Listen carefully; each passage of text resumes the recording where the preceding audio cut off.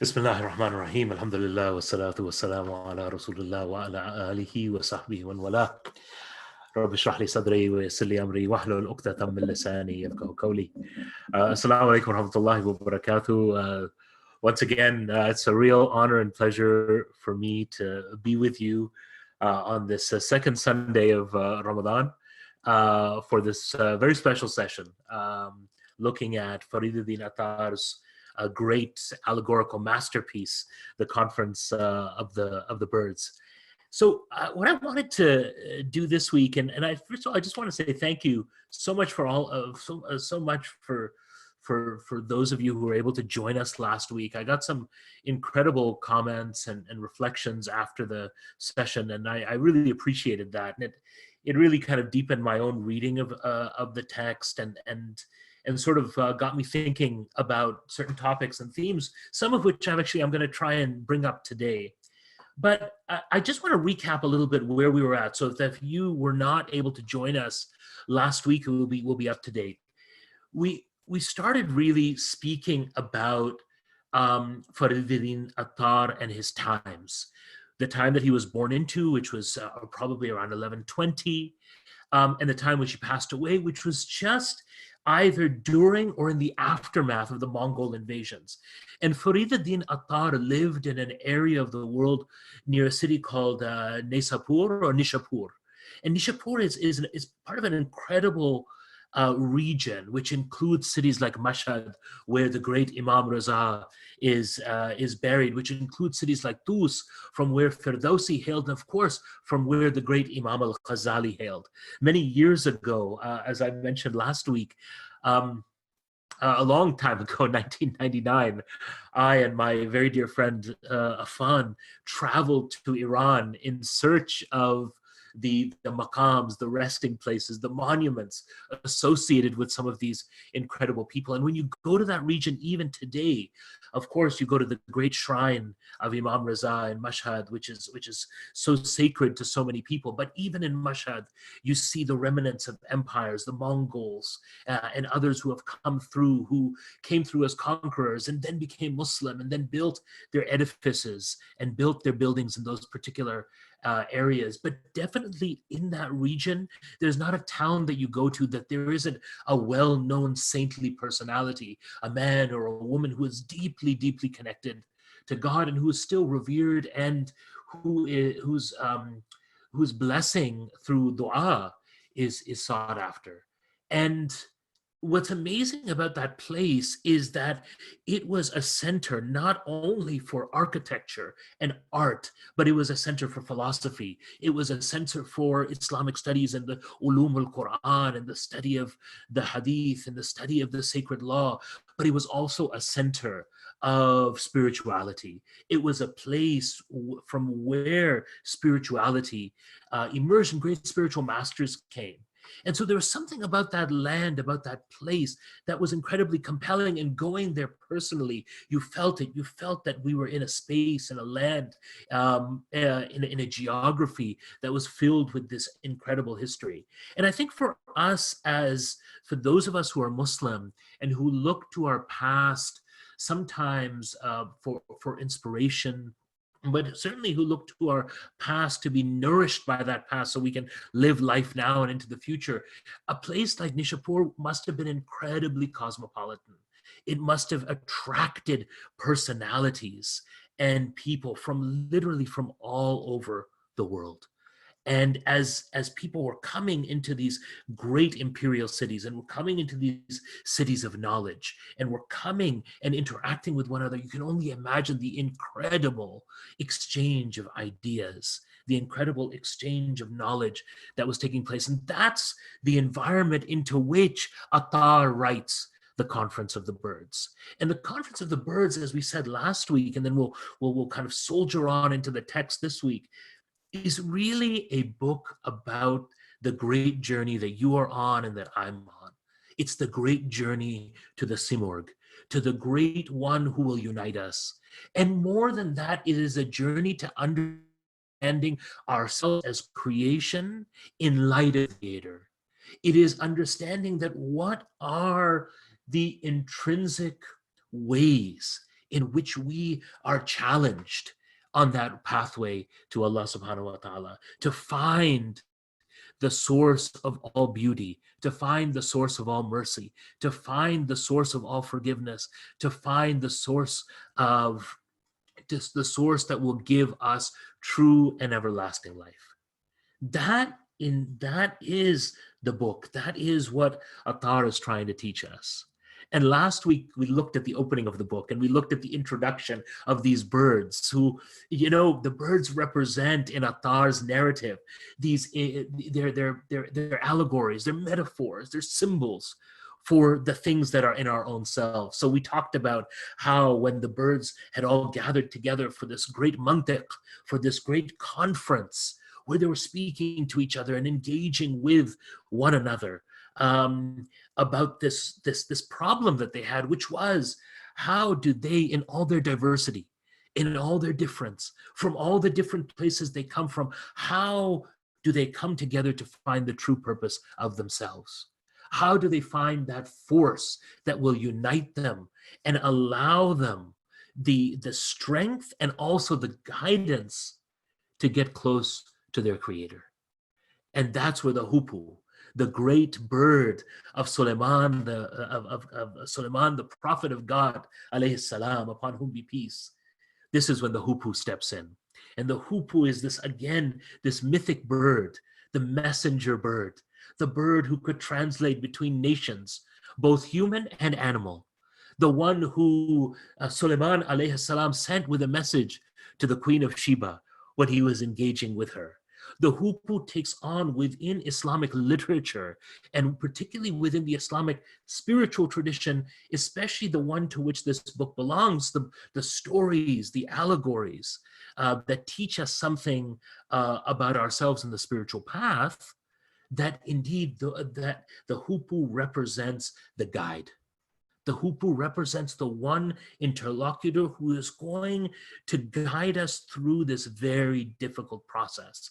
And then we heard, before we move on to the next section this week, we heard that each of the birds, once realizing that in order to get to the great bird, the simurg, to which they would place their dilemma of disunity, of which they'd place their dilemma of spiritual anxiety, of which they'd place their dilemma of the inability to be believers and to be wayfarers in the path as they want to be, they start to back off a little bit. The hupu tells them that it's going to be a tough journey. If you want to achieve all those things and get to the simurg, this is going to be hard work. It's going to be hard work. And then each bird comes forward. And so we have the nightingale come forward, and the pheasant come forward, and the hawk. And each of the birds represents a different aspect of our character. The aspect of our character that loves the world.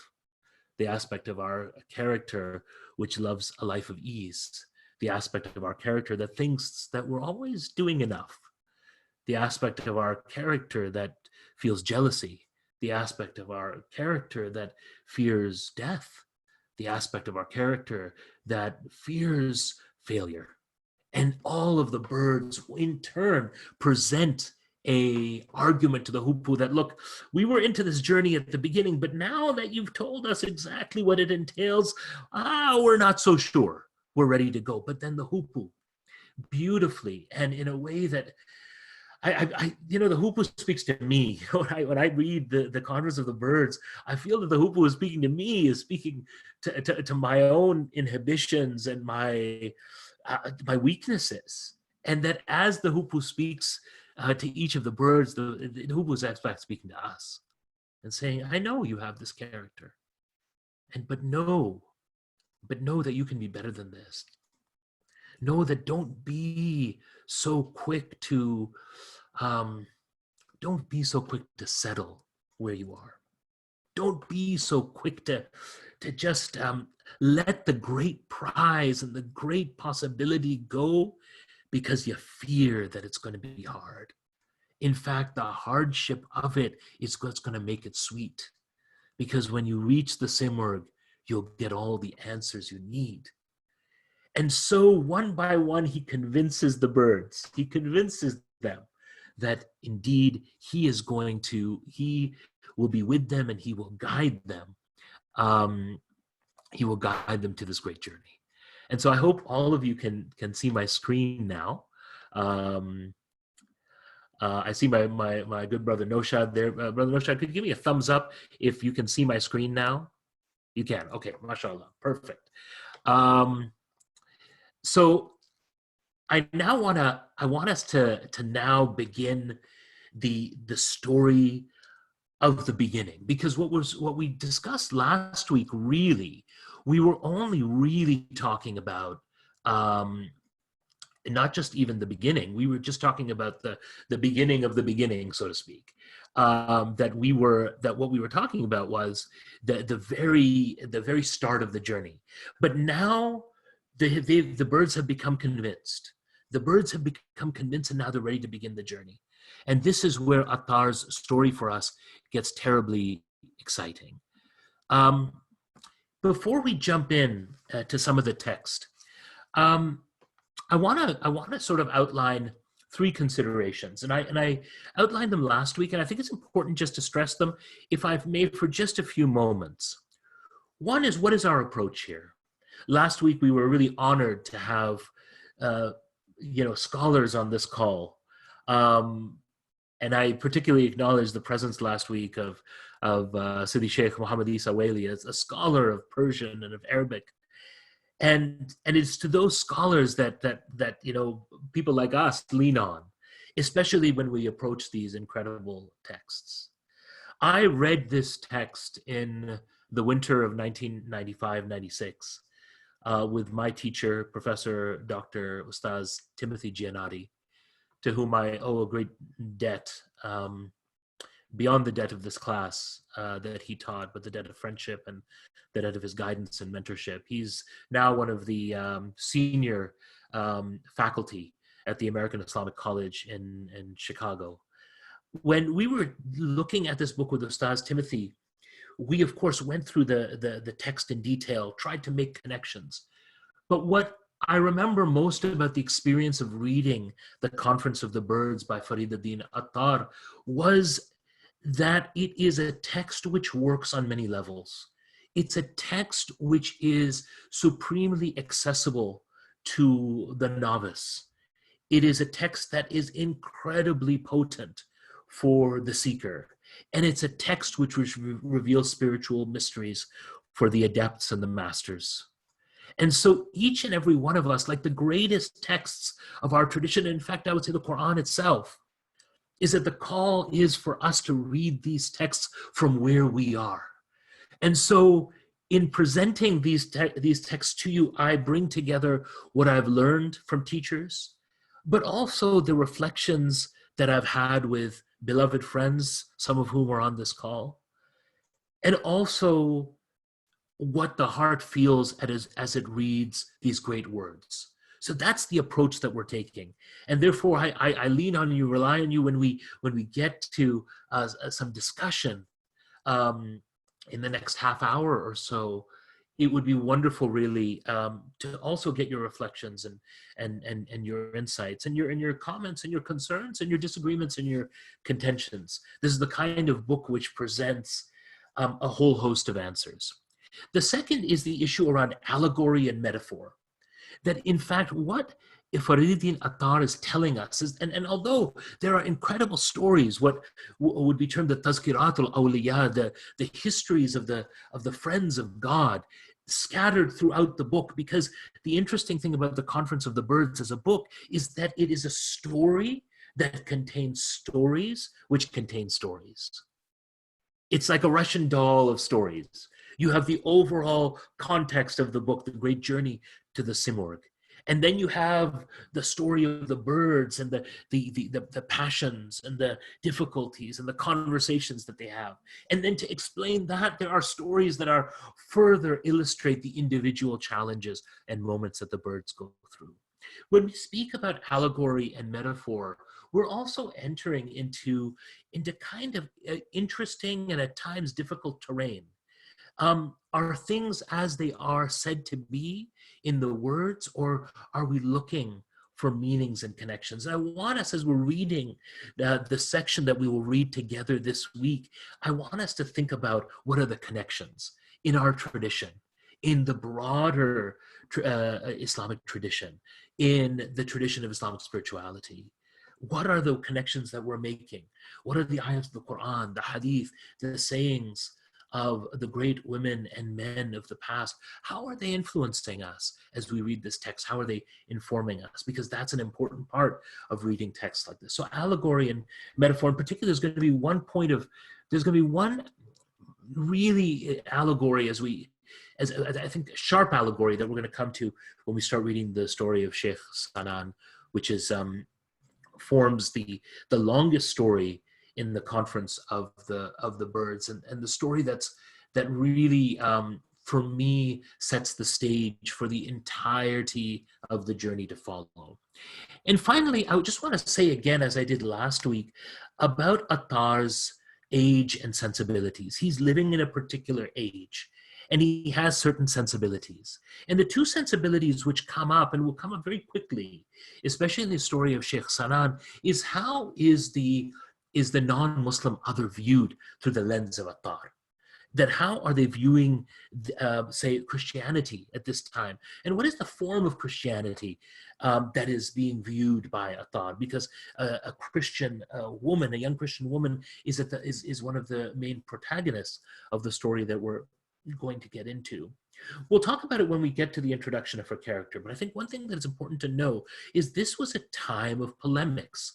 This is a time where scholars, writers, those who are engaged in falsafa or the art of philosophy, they are engaging in reading the texts of other traditions. They're also engaged in refuting, analyzing, taking apart, reconfiguring, resynthesizing, adding to the books and the knowledge of other traditions. We know that that's an essential part of the Muslim past, is the ability of our scholars and of the scholarly and scholastic and literary and scientific traditions to take what they were receiving from the Greek and Roman past, from the Mesopotamian past, from the other great pasts that were now being subsumed under this new and burgeoning Islamic polity, that knowledge was not something that was treated as knowledge often was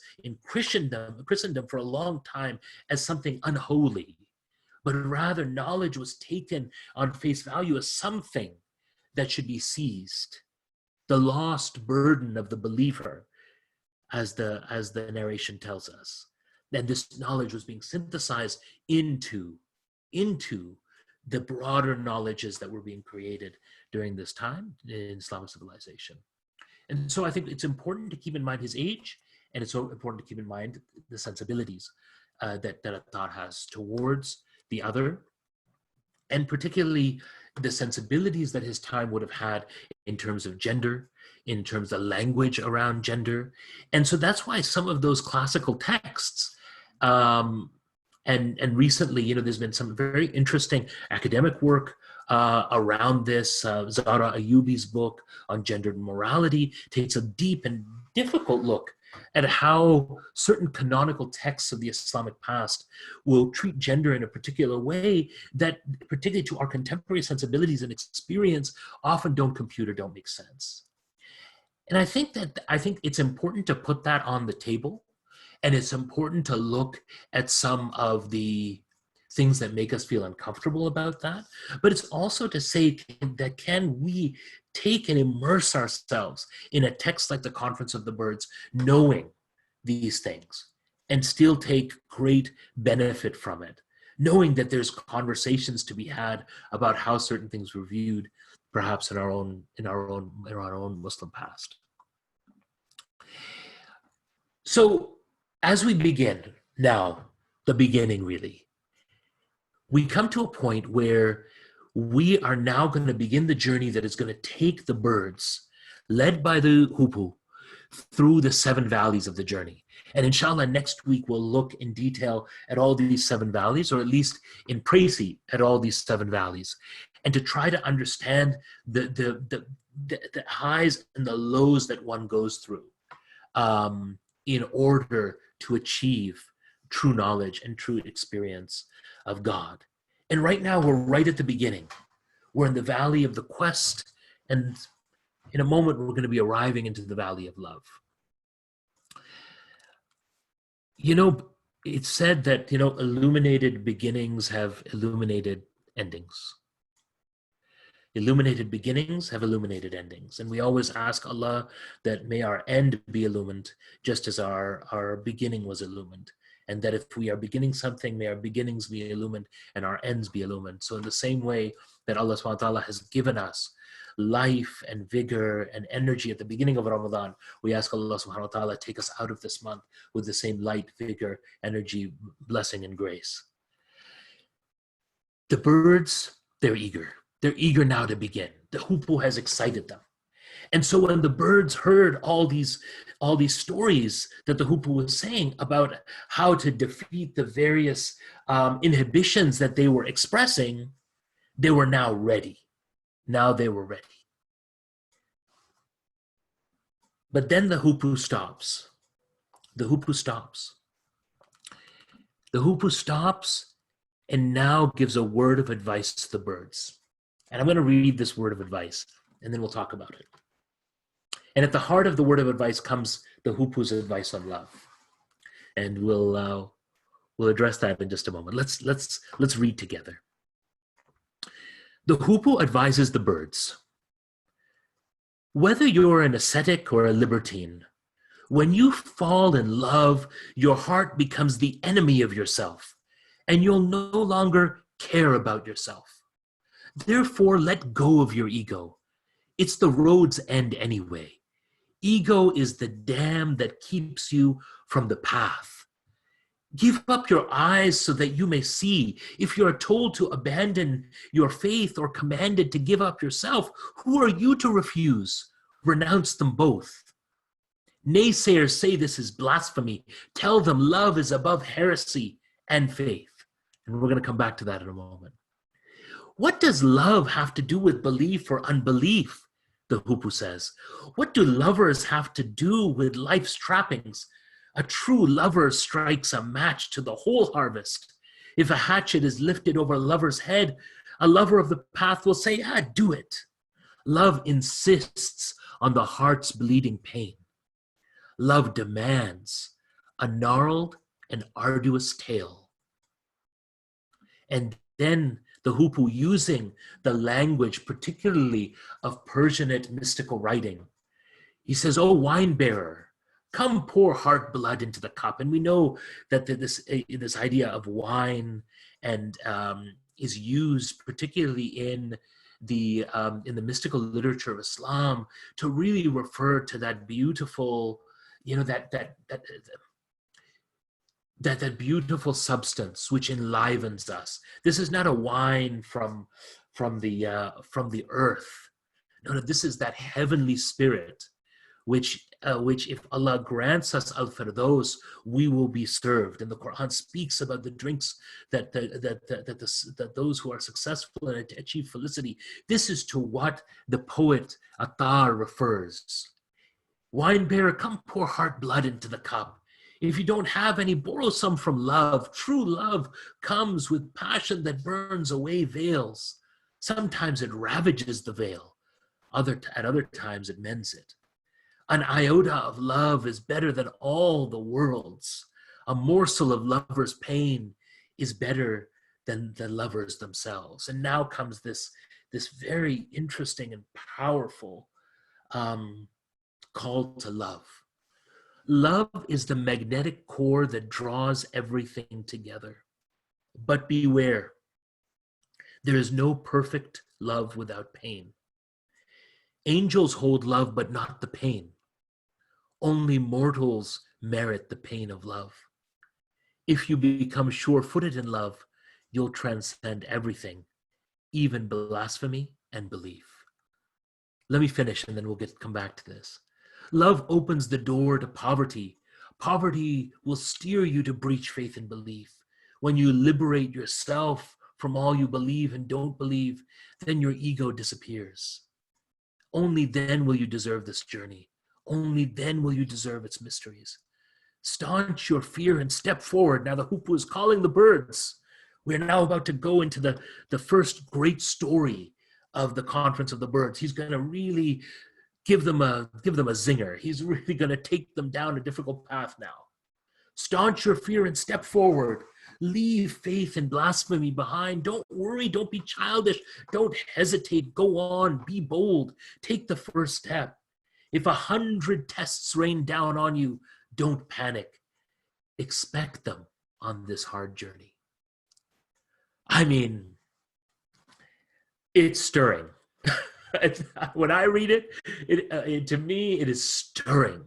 And if I was one of the birds who had just been convinced to take this journey, I would be gulping a little bit.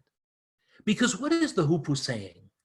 The hoopoe is essentially telling us that if you're going to go on this path, it's going to be a painful path. Angels are not perfect. They don't have perfect love. Angels are perfect angels. They're not the perfection of creation. Only mortals merit the pain of love. You and I, as human beings, created in the Adamic form and created first as spirits who bore witness, as the Quran tells us, before the mighty and majestic presence of God, when we were asked in our soulful form, Alastu bi rabbikum, qalu bala shahidna.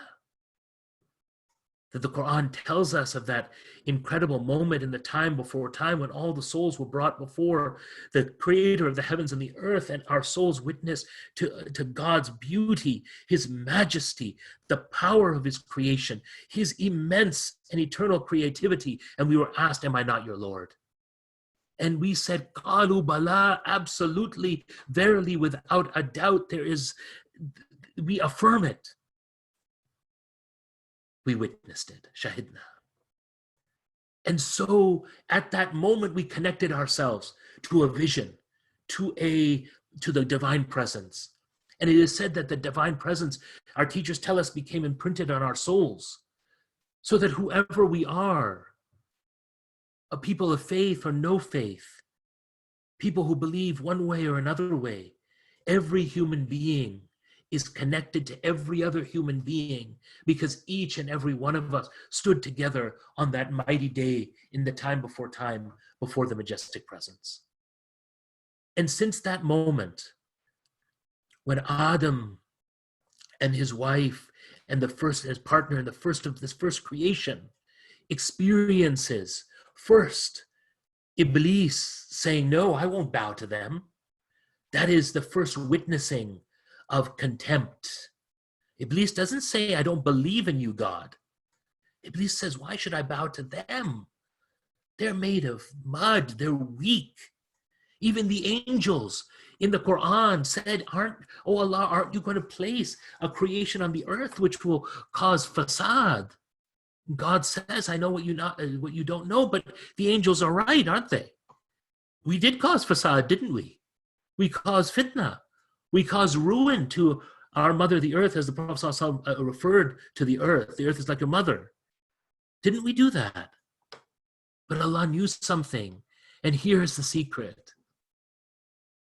We mortals are able to love because we know that there's pain associated with it. That there's pain associated from the separation from the company of Allah subhanahu wa ta'ala. That there's pain associated with the separation from Al-Habib, the Prophet sallallahu alaihi wasallam. That this life that we've been given and that we have been gifted is a life that we will find joy and find happiness and find moments of peace, but we will also find moments of sorrow, that we will also find moments of difficulty. And that we will learn that the paradox of love is pain. And that is what makes us have the capacity to be perfection. And that is why from the mud of the original human being, that the form of the best of human beings came, sallallahu alaihi wasallam. That the Prophet, upon whom be peace, this perfection, whose path we ardently desire to walk on, that the Prophet himself is human being. Of course, as the poet says, he's a human being like a diamond is a rock, but he's a human being.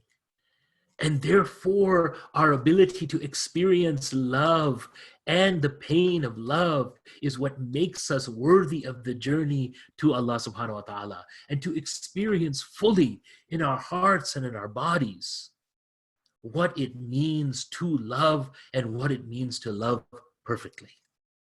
So what is Attar talking about when Attar is talking about belief and non-belief? Because when you first read this, you might think, is he saying that belief doesn't matter? That religion doesn't matter? What does he mean when he says love is above heresy and faith, belief or unbelief? One of the ways that I remember we looked at it so many years ago, and that I've thought about since then, and I put this to you, is that what Attar is speaking about here is the difference between the knowledge of something and the experience of something. It's the difference between the knowledge of something and the experience of something. I could have all the knowledge about honey and its production and the way the bees behave and the science behind them. And I could have read every scholastic article. I could have delved into every book. I could have spoken to every beekeeper. But if I'd never tasted honey, how would I describe it? If I'd never tasted the beautiful Sidr honey, which my late beloved friend Fuad Nahdi used to love to gift us, if I'd never tasted that Sidr honey from the Yemen, if someone said this honey is magnificent and it has a golden taste and it's a sweetness that is tempered by richness, what would that mean to me? I never tasted it. And so what Attar is speaking about here is love is above heresy and faith, belief or unbelief, because belief involves that we are holding on to something because we have intellectually accepted it.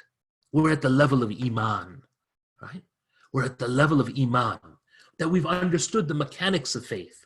We've understood the mechanics of faith through its text, through that intellectual understanding.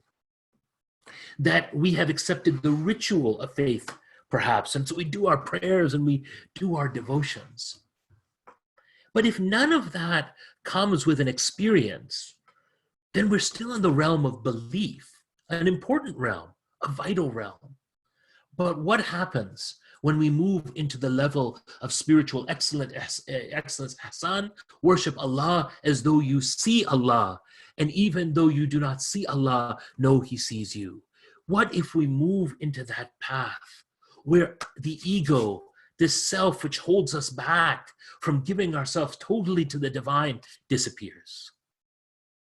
Where we don't trust our eyes, but we trust the light of our hearts because our hearts have been cleaned and prepared and have gone through trial and have felt pain and have rectified good character through service and spreading mercy and compassion and grace and generosity to others.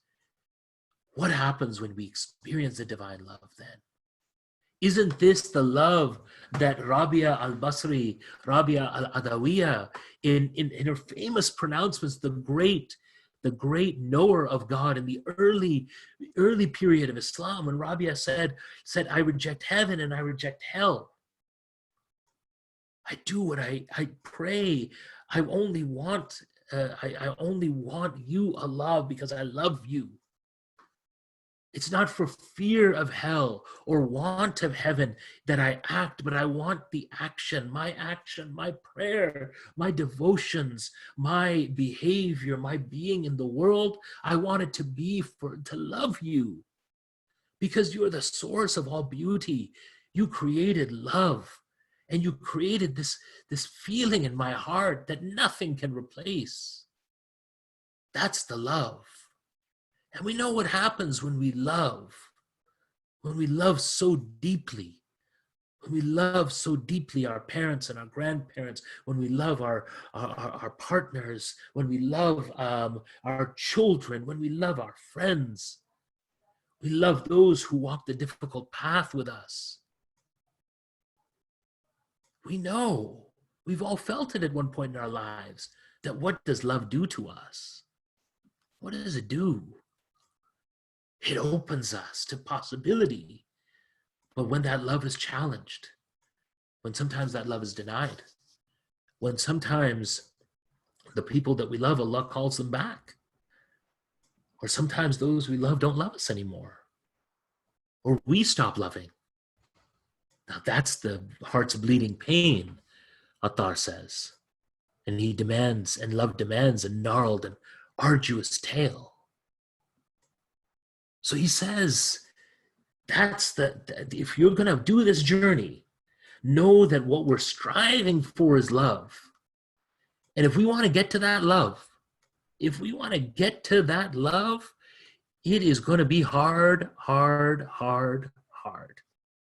But if you get there, you will come to a place of experience, of direct experience with the divine, and nothing else will matter for that moment that you're with the divine.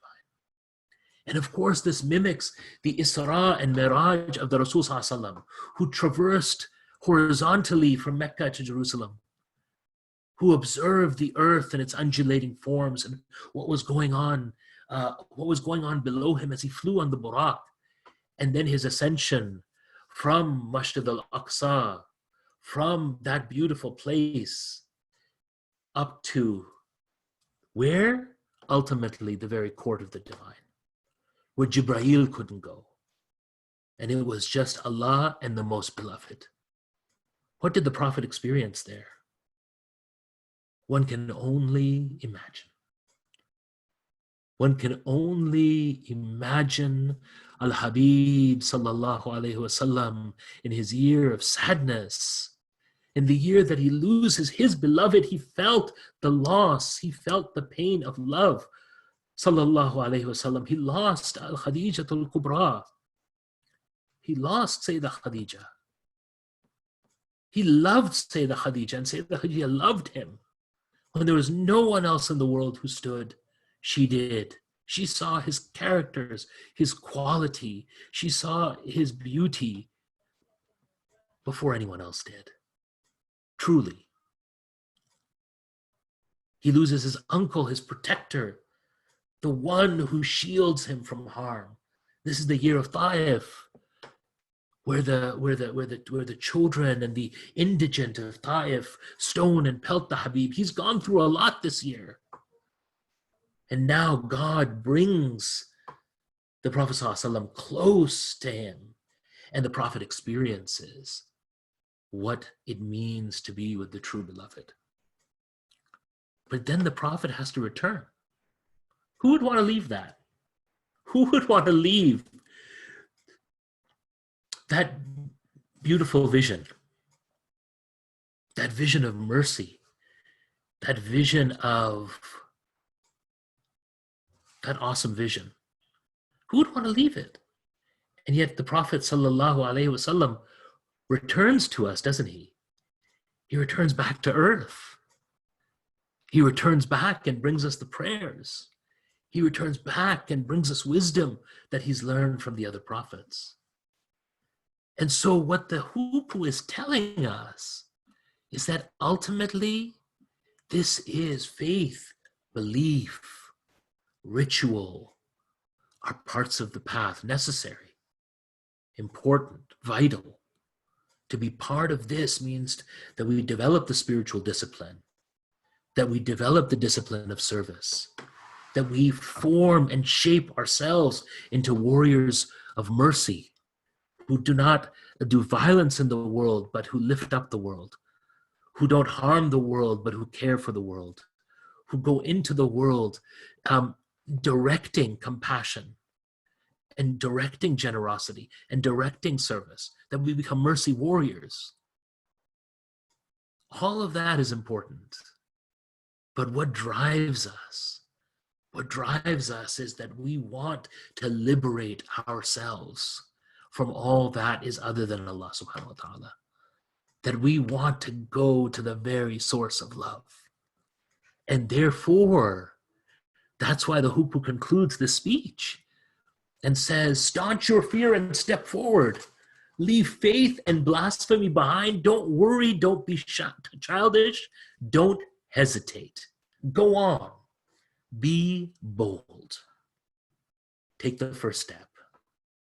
If 100 tests rain down on you, don't panic. Expect them on the hard journey. Brothers and sisters, and friends, we're on that journey, whether we like it or not. We're on a journey that's going to take us face to face with reality. Ramadan teaches us that every day. With the absence of food and drink, we, God willing, draw closer to a sense of who we are ourselves. Our own inhibitions like the birds had, our own weaknesses like the birds had, the things that we need to improve on like the birds had. And yet, what's so beautiful about what the Hupu says is that it is not perfection that is demanded of us. It's not perfection that is demanded of us, but it is the desire to achieve the end, to make that great intention, to go to the end. I see your question, Zach, Dr. Zach Mania. Inshallah, we'll come to you in just a few moments. Give me 4 more minutes, if that's okay with you. And then inshallah, I would love to hear your intervention. We're going to be tested. And this test is part of what it means to be on this path. And therefore, we now move in to a story which is going to be a story of love and loss and pain and recovery and return. It's a story that's going to take us into some pretty unexpected, I imagine for some who read it the first time, shocking places. But if we stay with this story, I think what it will give us beautifully and is an allegory that will really elucidate some of these contentions that the Hupu is making. I want to introduce the story. I also want to say that our human perfection is essentially tied to our imperfection. That the merit of the human being, as the Hupu says, is that we experience love and we experience pain in love. We also experience sinfulness, that we transgress, that we go beyond the bounds. If there had been a nation that would have come and that would not have sinned and asked God for forgiveness, Allah would have removed that nation from the earth and brought a nation that sinned and that asked forgiveness. Isn't that the narration? Isn't that what we're told? That this proclivity to sinfulness, to do the things we're not supposed to do, is a gift from Allah to get us back. And of course, we want to improve constantly. We want to overcome our sinfulness, knowing, as the great master said, that oh God, I ask you for forgiveness for the things that I have done. Knowing that I will do things that will be displeasing to you in the future. Take me at a time when I have asked your forgiveness for my sin, not at a time that I am sinning. If your sins were up to the skies, that they would be forgiven. If they were like the foam on the ocean, they could be forgiven just by appealing to Allah. Because the appeal to Allah is Allah subhanahu wa ta'ala, as our teachers tell us, placing in our hearts a desire to return to the source of love. And so we return to that source of love, knowing that we will receive mercy as long as we have breath in our lungs. And so we ask Allah subhanahu wa ta'ala to forgive us, knowing that we in our nature are those who transgress. And we hope that by going on this journey, by disciplining the ego, by working on all those things, right? That ego which calls us to ugliness, that ego that calls us to the things that we shouldn't do, the ego that calls ultimately to the lowest of the self. That's the ego that we want to defeat. And in time, God willing, we will get there. And that's what the journey is for. That's what the journey is for. And so the story that we're going to really jump into next week is the story of Sheikh Sanan. Now, I'm going to just introduce him to you in the next 2 minutes and leave you with Sheikh Sanan and his dream. And I'm going to ask a little bit of indulgence from all of you and from the Princeton Center community to just give me an extra few minutes because we started a little bit late today. Sheikh Sanan is a revered elder of his era. And this is his story. And the story starts with a dream. And let me read you part of the text. The Sheikh has a dream. And it's called the Parable of Sheikh Sanan in Love. Sheikh Sanan was a revered elder of his era, whose wisdom and virtue surpassed all description. For 50 years, he had resided in the holy city of Mecca and had 400 diligent disciples who studied with him day and night. The Sheikh held learning and wisdom inseparable from actions, and he was privy to ancient knowledge as well as to new discoveries and mysteries. He had made 50 pilgrimages on appointed holy days since he was a resident of Mecca, he was always on pilgrimage. In strict observance of his faith's laws and decrees, he prayed and fasted frequently. Many a great sheikh visited him, and when they were in his presence, they would lose all sense of themselves. Why? Because Sheikh Sanan, the spiritual man, would elucidate for them in great depth the divine miracles of the Holy Book. His utterances would restore anyone whose soul was ill.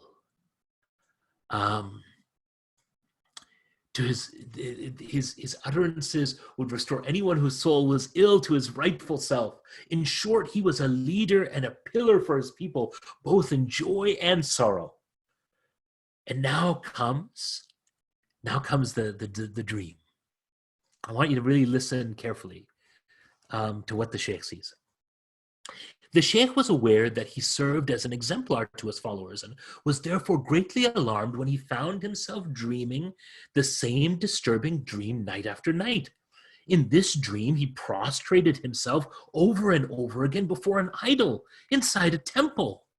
Finally, one night, that awake one woke up and cried out, "Horror, pity!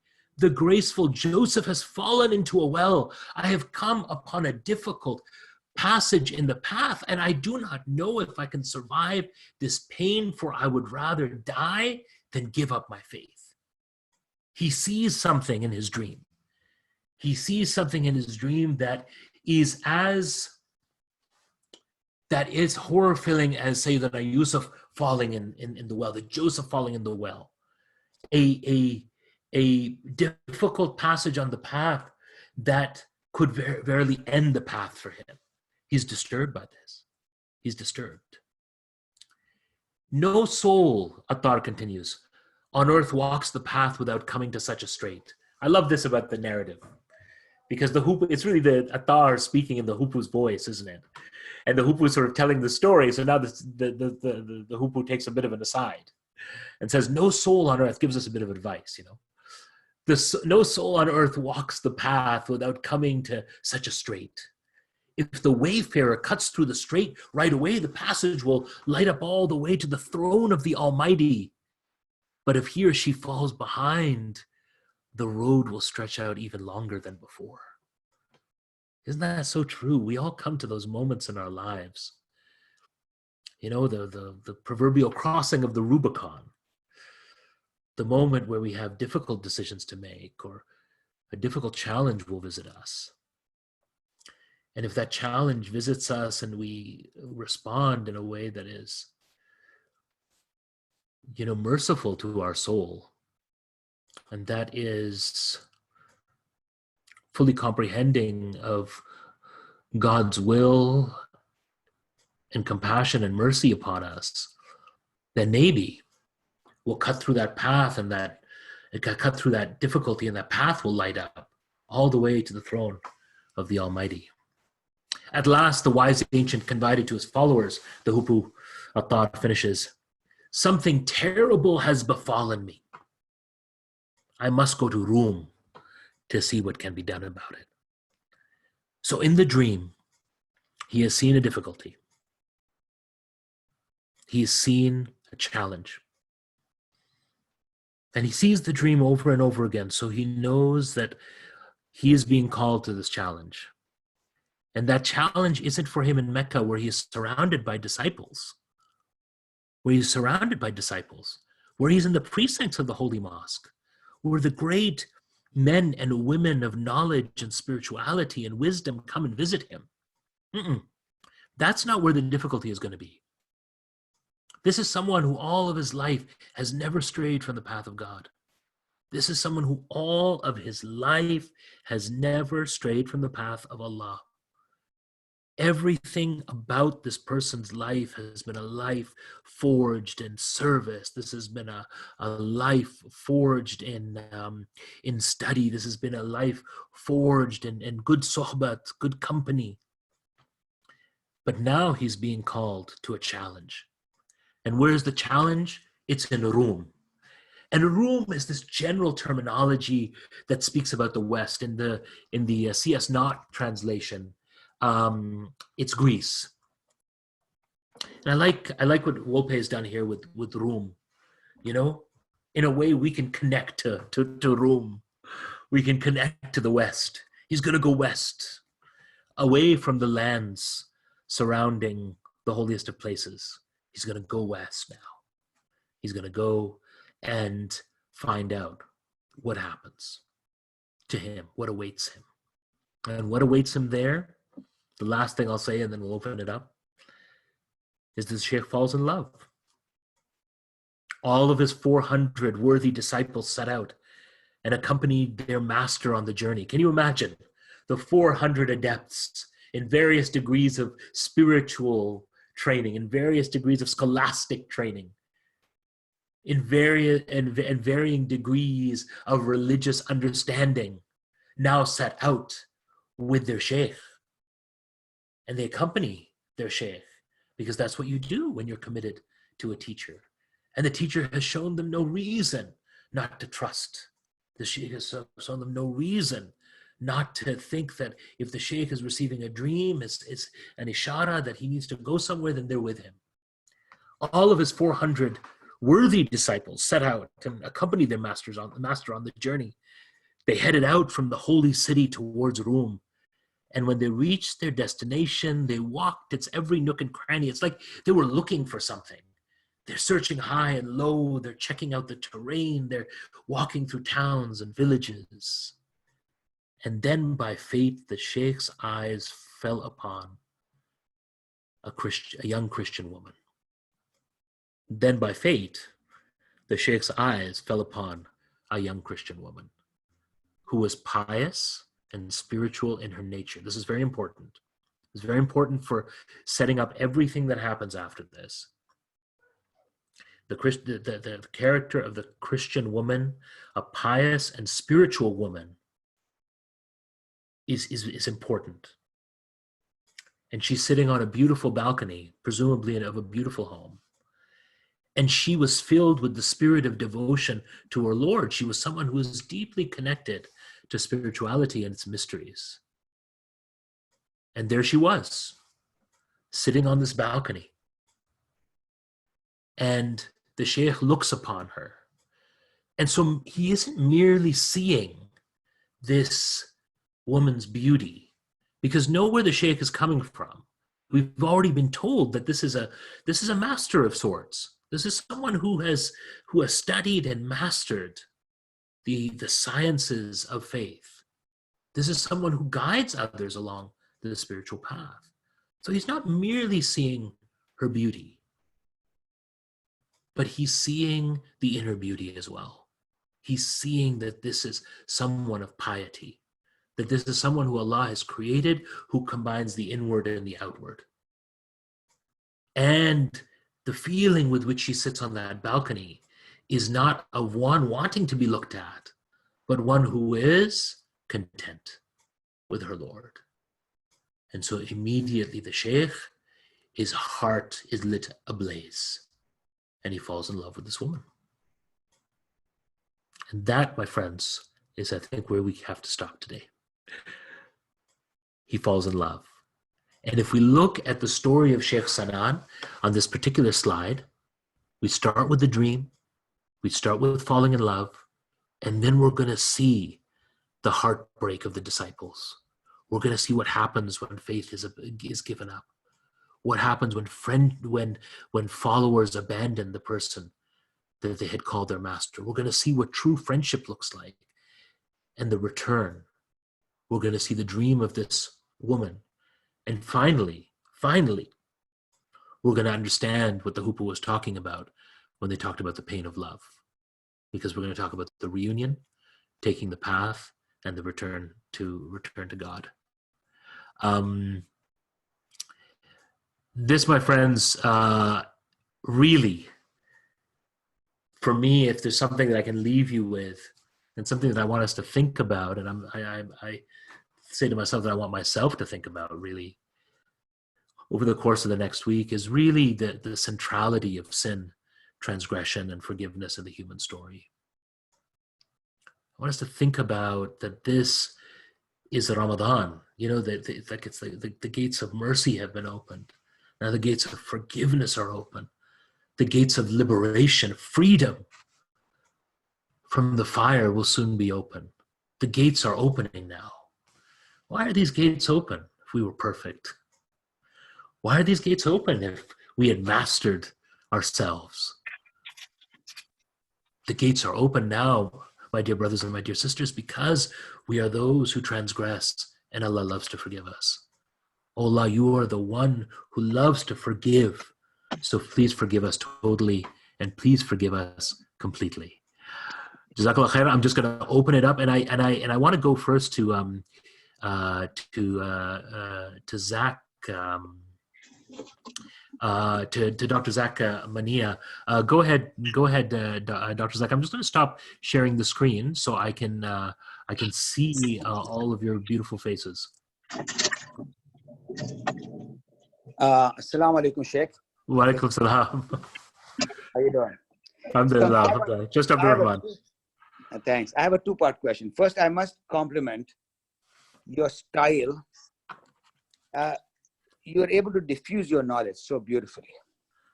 I have some interest in Sufism.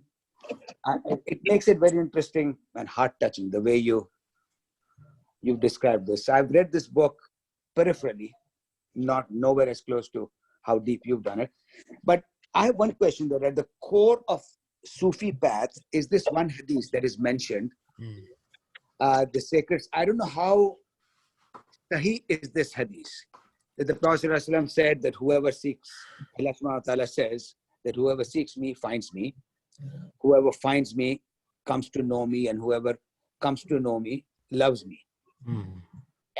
That part I've heard, but then it goes further, and whoever loves me, then I kill that person. That's what supposedly Allah subhanahu wa ta'ala says, that whoever loves me, then I kill that person, and whomsoever I kill, then I must pay the blood money, and to whomsoever I pay the blood money, then I am the recompense for that blood money. Now, that part of the hadith is something that's written in some Sufi books, but not in Islamic literature. So I don't know how sahih is the second part of this hadith? You know, I'm not familiar with that particular narration, and I would love for our teachers, particularly Sheikh Mendez and others, to comment on it.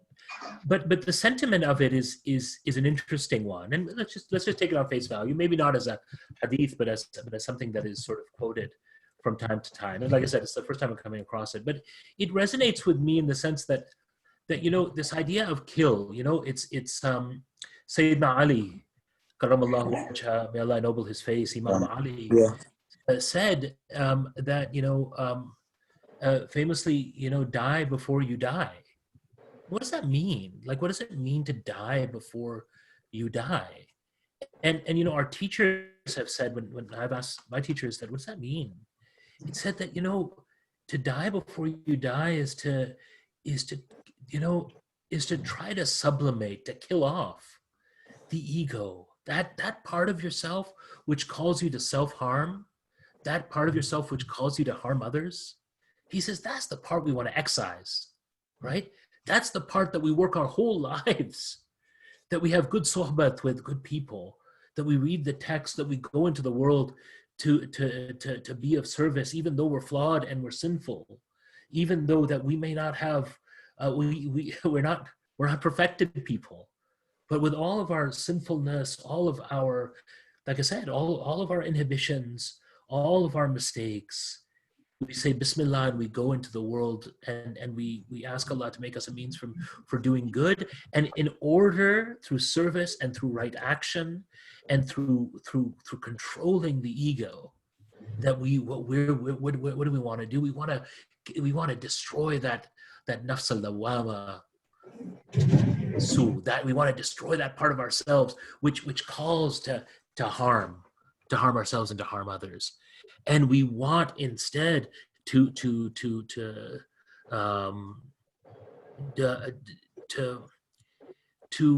raise that part of ourselves, which calls to Allah. And so I think that is the sentiment there. I'll try to find that particular narration, Dr. Zach. But I think that's the sensibility I get for what it's worth. I mean, like I said, I approach this as a reader, and as someone who's sharing the experience of reading this text with you. This hadith is actually from the English translation by Andrew Harvey. Yes, no, I have heard of Andrew's work. It's in the first 3-4 pages of that. So okay. Jazakallah khair, in the introduction. Okay, thanks. I really appreciate that. Thank you. And we'll definitely check it out. I see something from Tahir. Well, something about ego in the next world. You know, it's how I think Zafar Ajmal says that it's how we define this thing, you know, called ego. You know, I mean, ego in one sense is of course our sense of our own selves, isn't it? But I think what's being spoken about here is almost like, if I can use this word, it's like the spiritual topography, not even the spiritual geography, but the spiritual topography. It's the layers that are there in the spiritual realm, in ourselves. And that's why this thing, you know, that's why often the spiritual masters within our tradition will often speak about that you know, we aren't the drop in the ocean, but we are the ocean in the drop. That within us is contained the possibilities, is contained the supreme possibilities. Because you know, it's what is amazing to me. Sometimes I think about this, I try to kind of relate it to my son. You know, he loves astronomy, and I love astronomy too. But I'm not a science person, as my friends on this call know. And numbers frighten me. But there's something so magnificent sitting in a planetarium, or if God has blessed us, sitting in a place where there's no lights and staying up at the stars and seeing this awesome universe that is above us. This amazing universe that is above us. And knowing that who are we, right? Who are we in this universe? We feel so small. And then to turn that all around and to say, no, Allah subhanahu wa ta'ala, in his timeless, eternal wisdom, knew that there would be someone called me. And that I, in this great expanse of universes and multiverses, would have a soul which came from him. And that I was chosen to stand before him on the day of Alastu bi Rabbikum, and I said, Qalu Bala.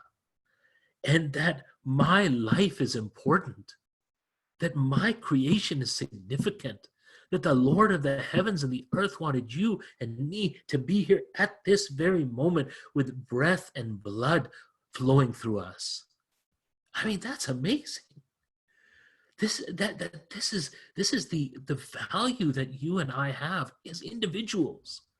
That's the value that I have and that you have. That what makes us so beautiful. That what makes us so. I mean, this is why the creation of the human being is such.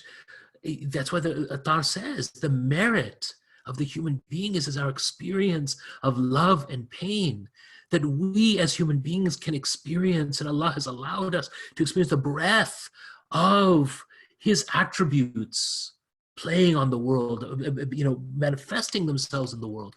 Imam Ghazali talks about this in his discussion of the 99 or the beauty of Allah. Finally, because time is limited, there's a beautiful reflection here. The intensity of our love for the divine intensifies when we sin, and we ask and beg our up for forgiveness. Jazakallah khair, Tahir, for that beautiful and pithy summation. That is not only true, but that's something that we can take with us today. That part of the heart, the last thing we'll say is that the part of this heart's yearning is that the very fact that when we do behave in a way that transgresses, that goes beyond, that acts in a way that is unjust to ourselves or to others, unmerciful to ourselves or the others, uncompassionate to ourselves or the others, ungraceful to ourselves or others, all those things that we feel hatefulness, when we feel avarice and greed and all these things, if we feel in the aftermath of that action that the effect of that thing, then the intensity of love grows, doesn't it?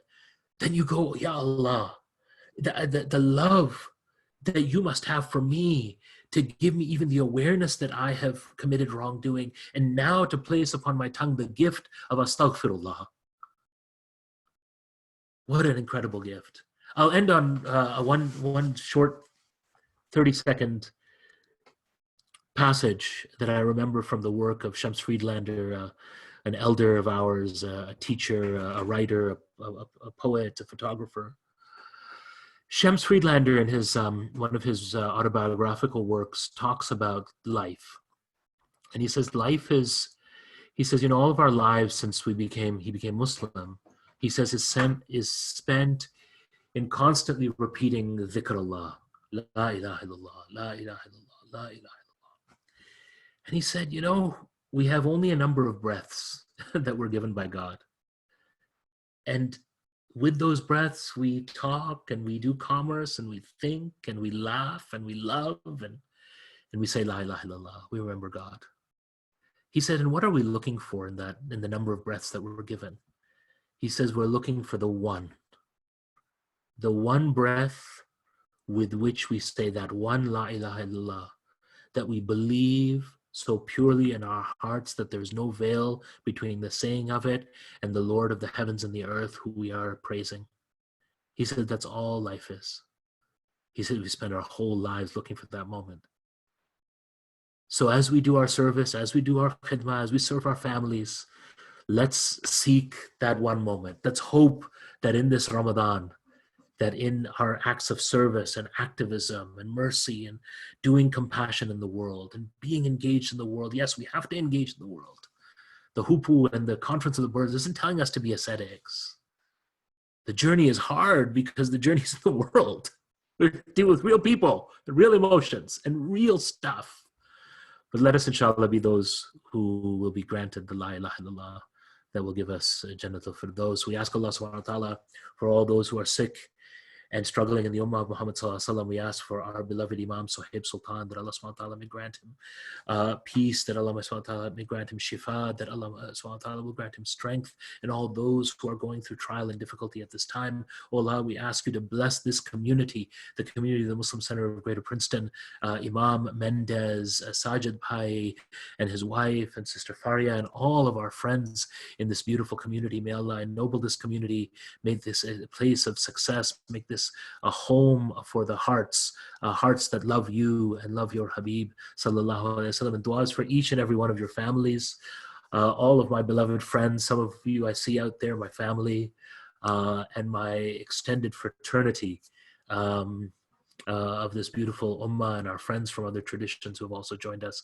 Jazakallahu khairan. Thank you so much. May God send his blessings upon you during this Ramadan and for all the days to come, and may in these unsettled times you find peace. Jazakallah khairan, friends. Inshallah khair, we will be back, as they used to say in the old days, same bat time, same bat channel, next Sunday. And inshallah, we'll really get into the story of Sheikh Sanan, and we'll try to finish at least the bulk of it next week, and I'll try to be less verbose, Sajid Bhai. Thank you so much. Thank you so much, Abdul-Rehman. We really appreciate it. And no, I think we have time.